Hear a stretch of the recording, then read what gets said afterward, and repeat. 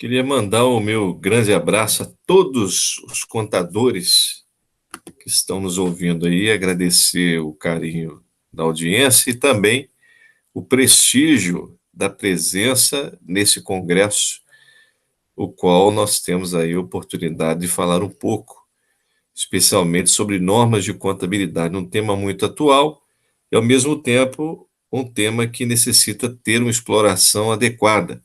Deixando meu agradecimento para a doutora Lieda Amaral e também o doutor Filemon Oliveira pela oportunidade, pelo convite, dizer que nós nos sentimos muito honrados por estarmos presentes aí neste tão seleto grupo e, ao mesmo tempo, podendo passar um pouquinho de algumas informações para vocês. Bom, o tema é sobre contrato de seguros. É claro que existe uma palpitante obra, uma literatura sobre o assunto, diversos autores. Nosso foco aqui não é necessariamente trabalhar os autores, mas especificamente sim descrever a norma, especialmente a norma brasileira 11, que foi embasada no IFRS 4.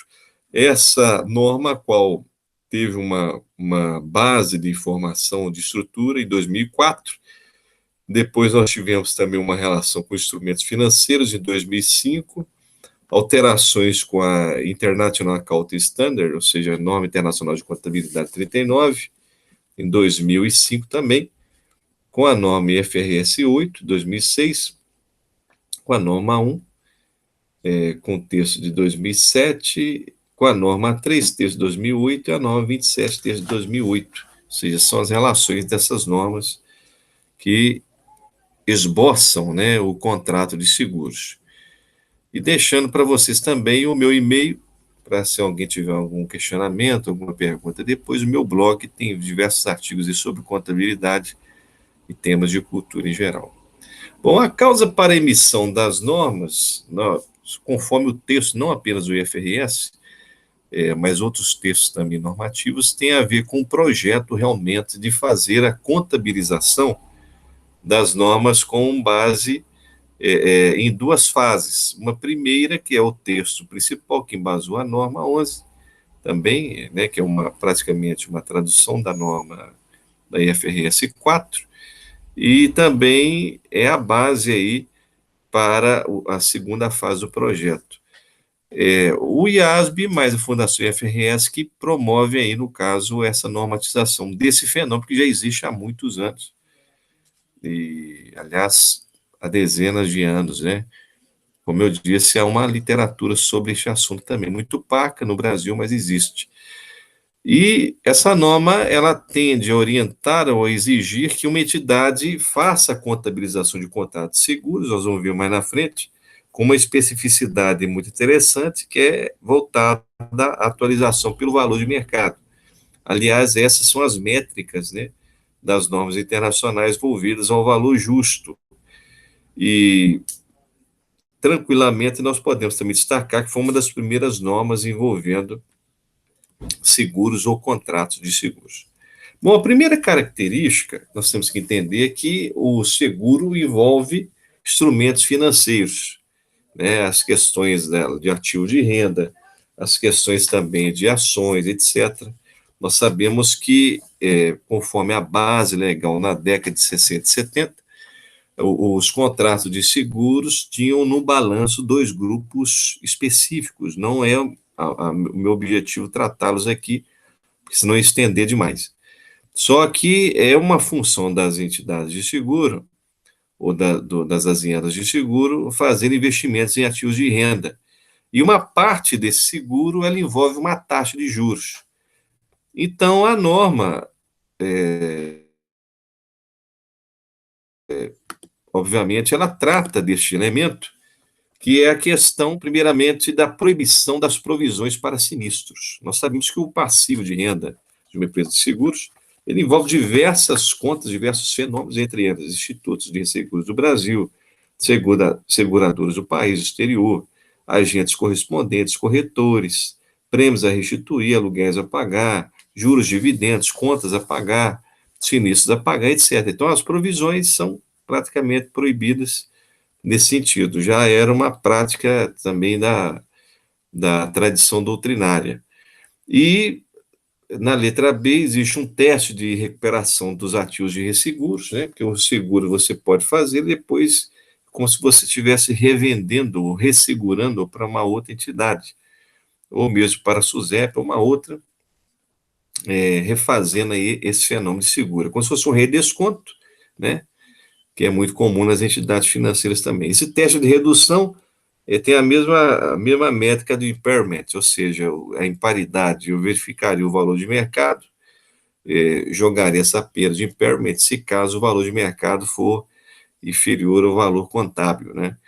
E também exige, no caso, a norma que a seguradora mantenha passivos de seguros até que eles sejam liquidados e cancelados. Isso aí é o óbvio, né? Se você tem o seguro vencendo, até o final do prazo você teria ele no balanço. Terminando esse prazo, ele já não existe mais, ele seria baixado ou anulado aí das contas do balanço. A mensuração que a norma traz de uma coisa, algo diferente, seria a adequação com esse valor justo, né?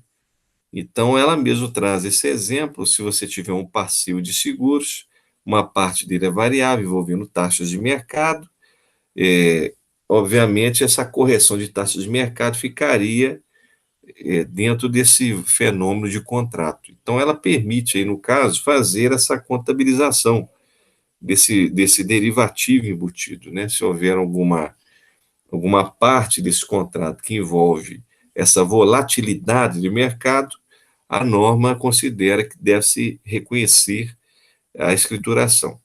E nós sabemos que essas alterações entrariam nos ajustes de avaliação patrimonial, ou seja, nas contas que envolveria o patrimônio líquido. Aliás, numa conta, essa conta ajustes seria, no caso, aí, credora aí para um determinado aumento desse ativo e devedora para uma determinada diminuição. E ficaria como lucro ou prejuízo desse fenômeno, né? Então, a norma, ela permite que essa avaliação da parte que teria derivativo embutida no contrato de seguro seja feita separadamente. Essa aí que seria a parte, digamos assim, inovadora do texto. Os testes de seguros, nós sabemos que envolvem também a estimativa de fluxo de caixas futuros, né? A gente vai ver mais na frente aí que haverá comparação, como está aí no terceiro tópico, entre fluxo de caixa da empresa, o fluxo de caixa contratual. Se houver aí uma diferença para mais, nós teríamos um lucro, uma diferença para menos, nós teríamos um prejuízo. Seria mais ou menos assim. E essa questão da taxa envolve tranquilamente as taxas de mercado, né? Então, se eu tenho um contrato de seguros com fluxo de caixa X, compara com o fluxo de caixa que a empresa tem, conforme as taxas de mercado, se a diferença for maior, ter-se-ia um lucro, se a diferença for menor, ter-se-ia um prejuízo. É assim que recomenda a norma, especialmente o FRS 4, número 15, né? Então, essa inadequação entre o valor histórico e o valor de mercado, que a norma tenta coibir com esses testes de estimativa, né? Então, tranquilamente também pode haver redução. Se houver redução, pelo teste de fluxo de caixa, você jogaria esses valores em ajustes de avaliação patrimonial. Ou então uma conta congênere ou similar, né? Falei essa conta porque é o que a Lei 11.638 trata no texto aí da regra, dizendo qual seria a simbologia a ser escriturada. A política contábil, ela envolve uma premissa, conforme a norma, de ter uma demonstração mais confiável e não menos relevante, né? Ou mais relevante e não menos confiável, uma recíproca mais ou menos aí igual. E as justificativas para fazer essas alterações estão em 5 elementos. Uma eu já comentei, que é a taxa de juros de mercado, o que a taxa de juros corrente pode traduzir. A outra seria as práticas que a empresa já tem. Então, se a empresa já tem o costume de ter uma prática, né, de escrituração que tem muita discrepância, vai ser uma justificativa para fazer alteração a valor de juros correntes, né? É claro que nós consideramos que isso tem que respeitar o exercício social. A questão de prudência, porque às vezes vai ter muita discrepância entre o valor histórico e o valor de mercado. Se a gente fizer muita distorção também, pode gerar um problema, ou se deixarmos também o valor do histórico, vai gerar, às vezes, um problema pior. Então, prudentemente, fazemos as alterações para que tenhamos aí, no caso, a condição da informação ter essa característica mais relevante. A norma permite também a colocação de imagens futuras dos investimentos, pelo próprio teste de fluxo de caixa. Ela não fala especificamente, mas é o fluxo de caixa descontado que se usa, né? Você pega o valor do montante, soma as parcelas e vai deduzindo o fator de capitalização conforme a taxa do mês. No Brasil, as taxas são baixas hoje, né? Ao ano, aí uma faixa de 3%, tende-se a reduzir mais. Então, se o contrato tiver uma taxa maior, aí, no caso, comparado com o valor aí, do teste do fluxo de caixa, poderia deixar, no caso, o valor contábil. E agora, se houver uma discrepância muito grande, contabiliza-se em separado os valores derivativos. Então, se eu tenho lá uma taxa de 5% e a taxa de mercado deu 10%, a norma permite colocar os mais 5% aí dentro de cada contrato em separado, com valor embutido.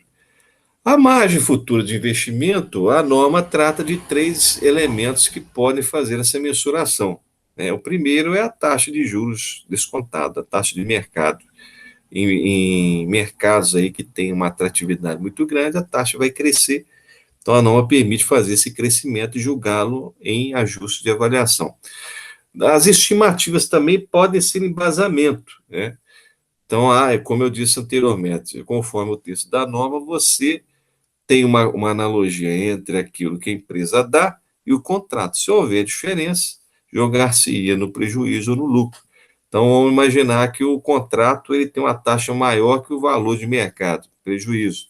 E os fluxos de caixa da empresa estimativa são maiores que o valor contábil. Então, seria lucro, em tese, pela norma. As projeções estimativas são aceitáveis, inclusive de retorno sobre investimento, né? Você tem lá um valor futuro com o valor atual, e essa taxa aí pode ser diluída aí ao mês, ao dia, etc. Há uma miscelânea de considerações a serem feitas e você, tranquilamente, conforme o texto aí da regra, poderia se julgar o valor como lucro ou prejuízo. A seguradora, na recomendação normativa, ela tem que deixar suas informações com esse critério: mais relevância e não menos confiabilidade, mais confiabilidade e não menos relevância. Então, sempre observando como há volatilidade muito grande nessa questão de contratos seguros, a premissa da estimativa e condições atuais, e premissas atuais, é fundamental no dizer da norma para você bem calcular, né, os ajustes e testes aí dos contratos. Então, as estimativas são embasadas realmente nos fluxos de caixas que eu já comentei. O ajuste razoável, mas também que não seja tão prudente, ou seja, não posso ter uma discrepância muito grande, mas tem que observar também razoavelmente o que a informação precisa declarar conforme o fato.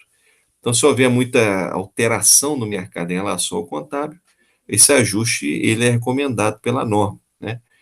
E as mensurações que reflitam esse valor intrínseco, tanto com o valor temporal, as opções, as garantias, os elementos, porque às vezes há contratos e anexos também, né? Então, essa questão da garantia é fundamental. E essa taxa de desconto de mercado é que utiliza o fluxo de caixa descontado. Então, a empresa poderá utilizar aí a taxa de mercado. Tem diversas taxas aí no mercado, mas geralmente no Brasil nós utilizamos a taxa Selic, para você fazer o desconto aí, ou a taxa do mercado específico, né? Então, é mais ou menos isto que nós tínhamos para falar, tá certo? Depois nós vamos falar de um outro tema. Eu queria agradecer mais uma vez a doutora Leída Amaral, doutor Filemon Oliveira, e dizer que estamos à disposição de vocês para quaisquer dúvidas e para para quaisquer também posicionamentos sobre essa questão normativa. Meu muito obrigado. Desejo a todos aí um excelente congresso, forte abraço, paz e bem para todos, e até a próxima oportunidade, se Deus quiser.